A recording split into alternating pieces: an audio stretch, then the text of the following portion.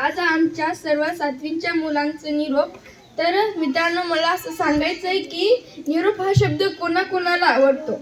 आणि निरोप हा शब्द वाटतो की जे स्वतः आपल्या व्यक्तींना नातं जोडतो, तोच निरोप. हा निरोप घेताना फार काळजाला वेदनादायक असतं आणि ते निरोप कोणालाच आवडत नाही. जे माणसं हृदयाशी नाते जुळत नाही आणि तेव्हा ते निरोप घेतात तेव्हा त्यांना काहीच वाटत नाही. पण हृदयाशी जुळलेले नाते यांना निरोप घेताना फार वाईट वाटतं. पहिलीत असताना सुद्धा रडत आलो आणि जाताना सुद्धा रडत. कारण जेव्हा पहिलीत आलो त्यावेळेस रडण्याचं कारण वेगळंच होतं, पण यावेळेस जातानाचं कारण वेगळंच आहे. इतकं हृदयाचं नातं पहिली ते सातवी पर्यंत इथं आपल्या शाळेमध्ये जुळलं.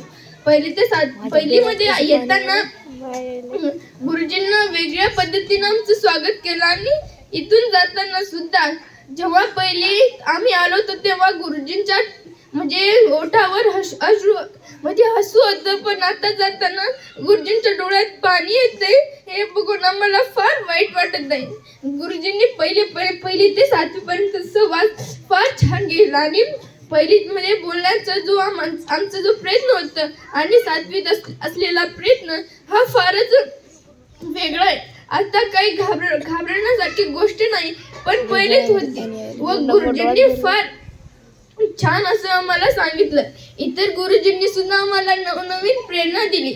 आपण आता शाळेत आहोत तर आपण घरी गेलो तर आपल्याला घरी काही करमत नाही.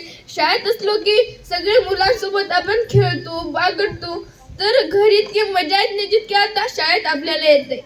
मी इतर गुरुजींना माफी मागावी वाटते की मी तुमच्या समोर काही चुका केली असेल, काही तुम्हाला उलट बोललं असेल, काही काम नाही ऐकलं असेल, तर मी तुमच्या सर्वांची माफी मागते. आणि आमच्या पहिली ते सातवी पर्यंत आलेल्या गुरुजींना सुद्धा माफी मागते की तुम्ही आम्हाला इतकं सांगत आहात तर आम्ही एखाद वेळेस ऐकलं नसेल, त्याबद्दल मी तुम्हाला माफी मागते. आणि पहिली ते सातवी पर्यंत तुम्ही आम्हाला इतकं काही दिलं आणि तुम्ही आम्हाला स्वतःच्या लेकरासारखं प्रेम केलं आणि तुम्हाला सुद्धा सोडताना किती वेदना होत असेल, किती त्रास होत असेल, हे सुद्धा आम्हाला कळतंय सर. आणि इथून तुम्हा सगळ्यांना निरोप देताना मला फार वाईट वाटत आहे. धन्यवाद.